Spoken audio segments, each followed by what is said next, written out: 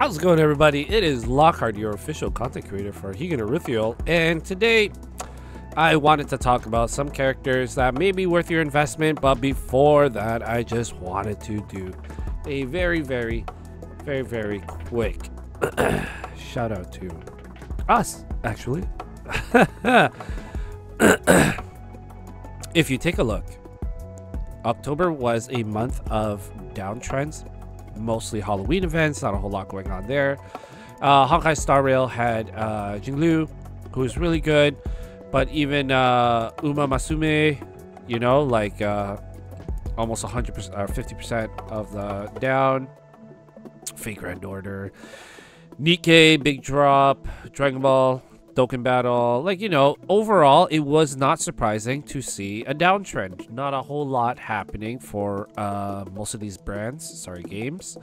And so it makes sense, right? We have some games that surprisingly went up, like Path to Nowhere. I was surprised to see that as well.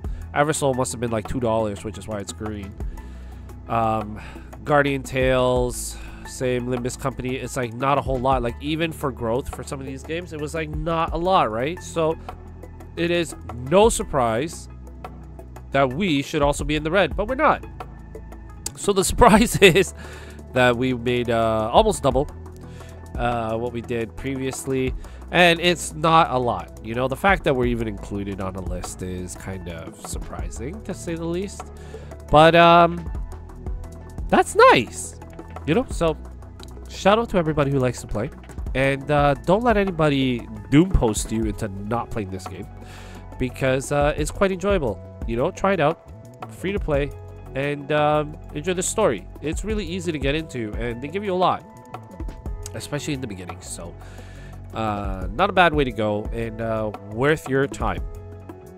Anyway, let me get into the roster real quick, and I don't want to make this too long. I just want to give like my 2 cents on if you get this character, they will be worth your time. I will be going from each class, starting with your Guardian, your tank class. Caesar is great overall. She's a magic defense character. Has a heal for the team, great for sustainability especially. Gildan is a physical defense. She can interrupt. She was one of the characters that I got early on and tanked for me for quite a bit, and before her it was Armand, and Armand was not somebody that a lot of people recommended, but I got her as well, and she has it's just her stat line is like very balanced, right? So you have one who leans really hard to magic resist, you have one who leans to armor, and she can do a little bit of both. So it's not the worst in the world. Shiru is somebody that I didn't get a chance to pull on earlier, but she has some very interesting mechanics. So your SSRs are always going to be your better investment in general, but your SR in this case for me was Armand, right? Not a bad way to go. So let's take a look at Hoplites. Hoplites, your SSR list is interesting because you have a little bit, it's doubled up a little bit, right? So Seer Slit banner is probably rolling around again soon, to be honest, but who knows. And she is not bad. Yori is a counter, so she's pretty cool. Like, I like her concept, but Basil is somebody that you can get from PvP, and as long as you play, you can unlock him basically by getting the currency to buy his shards and then unlocking him for free. He comes with some decent CC, so for me it's like, for low investment, high return, he is like somebody that you don't have to pull for, you get for free, and he stuns and he displaces enemy formations. So he is a super cool dude. I have not actually got a chance to fully utilize him, but he's somebody I'm building, and that's that's somebody that I think is worth my time. Aaron, if his banner ever rolls around, I will definitely pull on him, and Kyuka as well, just for my dark team. She was super cool overall. Her skills were very interesting, but she doubles as like a really tanky offensive unit, so I like that. And it was the same with Aaron as well. The thing about him is that he can roll your front line into their back line, and that is brutal for PvP because like most of the times your damage dealers are in the back along with their healers too, so you take them out, they lose sustain, and you win more or less. But If we're talking about SSRs to build, Basil Box is your free unit, so you can get him again from the shop. They might change it, they might not, but he's pretty good. Euphoria is my second pick, and the reason I say that she's my second pick is because they have a mechanic in this game where if you pull their SSR versions, some of them have SSR versions, and if you pull them, all of their stats carry to that character. So the level, and the skill, both of these will carry over. I don't know about Awakenings. I don't think so. But correct me if I'm wrong, please. I would love to hear from it. Another character that would not be too bad would either be TikTok or Hathor, depending on your team comp. But she's pretty good, so I would vote her, no problem. In your assassin class, this is a tricky thing to work on because Iluya is the only character she's more likely to pull. She gets better usage when you have Fadista on your team. So we'll get back to that. But in the assassins, it's a hard go. I would not recommend building even the SRs because you're better off just having Hoplite with you on the front line.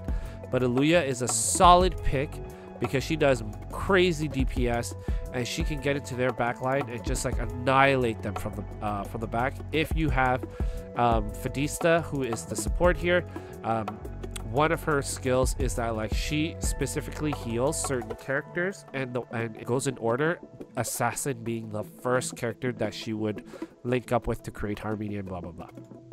So within assassin, Iluya for sure. I would pass on everybody else. Ranger is interesting. Rita, PvP unit, does crazy DPS, and you can also get her from PvP in the team PvP. So solid unit that you can just work towards. Fene is somebody that you can potentially get for free, and Mo Tezu is somebody that I just really wanted to pick. I really like the concept of Wind Breath, and I really wanted to go in on it to see how it would play out. I'm pretty happy with it overall. Like, honestly, I cannot complain. If you're running a wind team, then I would recommend maybe working with Kier to be your wind unit. And for your healing unit, get Nuno, who's generally always on like one of the banners that you can pull with. But anyway, that's if you're going wind. But within this, Rita, I think for PvP purposes, she is really good, but also because she's free and you can grab her, I would just work towards Rita, and I would not work towards black or white, unless you wanted to go with a fire comp. But Rita, you can just grab, or you can just use Fene if you spend like $1 or something like that. Casters, now big magic DPS, lots to say here. Right now we have Antello. Antello is somebody that I really thought about pulling earlier on, but then when I saw Florentine come up in the banner, I just thought she was so cool. She's a minion summoner. She has little like drones, or she summons like a guardian, so I thought that was awesome. I just couldn't resist. Qingwu, I think, is sick. She's half dragon, and her skills are like, they're just so cool to watch. Lots of like impact animations are great. Samcom, also minion summoner. He brings on a little bear that you can bring onto the field, and it can be healed. Same with Florentine's creature. Media, super fast. And Fole, if you end up pulling a lot. Momo is actually not too bad either, but Antello is a DPS over time, great for light teams, especially if you have Caesar. And I think that she just came at a bad time. I mean, everybody, man, it's just hard goings. But I wish I could, and I just cannot. But Euphoria, legendary. If you've leveled up your Euphoria, so let's just do it right now. All their portrayal characters, same characters, character level, skill level, affinity level as the original character. Develop any character, and other associated characters will receive the same upgrade. You cannot deploy obviously one, but yeah, you can't have like multiple of the same character because it's just like, you know. But she is a cleaver. She can literally rip the entire enemy team in like as long as she gets properly set up. And like in PvP, it's either super easy or a little tricky. But if you put her in a dark team, and let's say it's like, you know, you have Gilded in the front, and you manage to get Aluya, and you get Fadista for the healer, your front line will hold out long enough for your Aluya to get to the because she basically burns cards and uses them to make herself stronger, build up her EP. When she uses her ult, she just annihilates the enemy. But when we talk about a character that you can build, a couple units that actually do some pretty decent work is Chlora is actually not too bad. Wouldn't invest crazy amounts unless you are can't get anybody else. Samcom is like not too bad if you grab him. Again, he has that second bear unit that can be healed, which is really nice. Basically turns your team into a 5-man team. Media is a hard pass from what I've seen, and I can't make her work. She doesn't do all that great damage, and utility wise not a whole lot coming in there. Momo Fillet, not a bad grab either. Again, Caster is one of those characters that like one of those unit types that bring on lots of DPS, so they either will do it over time, so Antello, Florentine, Chingwu, kind of like they don't go super hard burst right away, but their damages like kind of build up. Samcom has some good damage over time, but has some great utility, bringing on another unit, can interrupt with his ult, and he has an AoE bomb.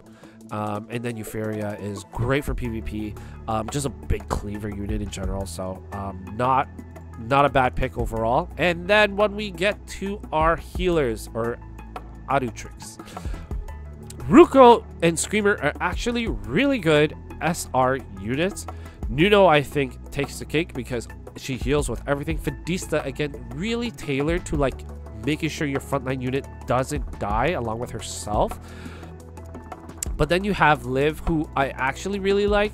She's more of a DPS healer, so she has an AoE DPS skill, and for both her skill and her ult, where she heals. One heals, heals. They both heal over time, more or less. And I like it. Like, I think it's like a great option, especially if you just need a little bit of extra damage. She is not a better healer than Nuno, Ruko even, or Screamer, I would say, because they are really healing focused. But if you need a little bit of that extra damage, I wouldn't advise against it. Again, it depends on your overall team and who you get first, right? For me, Codier was somebody that I was going to work towards, simply because I was just lacking that wind healer, and I just really wanted to try a mono wind team to see what would work and what would stick. But Liv and Fadista, I think, are great units. And if you don't have them, Ruko and Screamer can do some work and really help out. You just have to make sure you're going through their awakenings and using the right skills that will like basically help your units stay alive, more or less, right? And that is kind of it for units, right? Because again, if you're playing like free to play and you get them naturally, that's the order. Knowing what I know now, those are the units that I would focus on. Outside of Hoplite, I would not pass up Oran on the next one if I wanted to go harder on PvP. But it is what it is, so I'm super okay with it. Moving quickly into your plays, however, plays are a little bit easier, I want to say, in this game. So quickly going to the exchange shop. These are like two of your major plays that you can exchange for. I have all 6 of these right here, and fully awakened through just playing the mystery playhouse. And then in your team fight, again, this is where you can just play naturally and then gain all the currency and buy your shards. Once you get to 80 shards, you can just unlock the character. For as long as I paid attention, they have been the 2 same characters. Sometimes they do change. Radiant shop is your pull shop. So right now we have Aluya. Oh, I'm so tempted. Oh, geez, the plays are here too. Oh no, what do I do? Anyway, the plays are the unique plays for each character can oftentimes really unlock their potential. However, again, you know, you focus on your characters because that's where you're going to get a lot of your fun from. Then you start working towards your plays. You have some down here too that you can use if you wish. However, when you start going through and really leveling up your characters, and you start going through the mystery playhouse, what will happen is on Sundays when you, whoopsies, on Sundays, you'll be able to get to the, whatchamacallit, you'll have access to every play that goes in there, and there are a lot of 5-star plays that you can get from there and unlock from there also. Just to give you an example, oh my goodness, sorry guys, I'm just seeing this and I'm getting some crazy OCD, so I'm just gonna equip these before I forget. There are just some plays that are really, so this entire play set I got from the Mystery Playhouse from running it, especially when there's double time events, right? Always great to be able to get those. Same with this one, also comes from the double time event. When it lands on Mystery Plays, this set you can buy from the shop. That set, I think this set also, okay, no, that's for pulling, I believe. This set again comes from the shop, and they're great stat sticks. Like, they do help, like, in regards to like building up their stats, like Ruko, this one, all from going through the event itself. And it's like this one as well, you also get. So it's not like you're not left with anything, because you need to go through the Mystery Playhouse anyway in order to get more leveling up materials. So you might as well. And this is lit up, so I'm just going to use that to continue to farm. And so that are my recommendations. Should you land on those, if you're unsure about the characters, watch some of my previous videos that I've made on some of these character banners, just to discuss them and how they go. You can always ask me a question, or go to my Discord to ask me a question, find me and shoot me a private message if you so wish. And that's kind of it. If you've watched until this point, please like and subscribe, leave me a comment, let me know if there's anything else that you would like to know about it. Those are just kind of my recommendations for who to invest to character wise, where do you get to play, where to get your plays from, in order to avoid pulling. As of right now, in terms of the banners, we are currently rerunning Antello, and Antello again has some really cool mechanics that do some really nice damage for DPS over time. I didn't get her the last time, but you know, and whatever you pity you get up to, so let's say you pull and you get to pity 60 and you get her on your 60th pull, right, or your 6th pull, or whatever, you know what I mean. Once the event is ended, it goes into the general pull, so this becomes 60 afterwards, which is honestly really nice. And these tickets, so here's Nuno, you can try pulling for her over here, and then they also come with their exclusive place, which is amazing. So the game does well in making sure that you have your opportunity to like get your characters, but truthfully speaking, again, if you like the game, if you're interested, give it a go. It's pretty free to play friendly. Honestly, I would not stress out about it whatsoever. Just enjoy it. Enjoy the graphics. The storyline is super cute. And it's honestly, the game is really fast. And like, if you're only playing just to get like a taste of it, you can just take your time and enjoy it, because there's a lot of content. The story hasn't been added to in a while, and the character story come out like with each rerun. So like Motez Xu Qingwu had a banner, and some other characters also had like storyline banners where they're like voiced and stuff like that. So that's it for me. Thank you so much. Can't believe we made a profit, y'all. Like, who would have thought that was coming? Again, like, subscribe, comment, please, and I'll see you guys in the next one.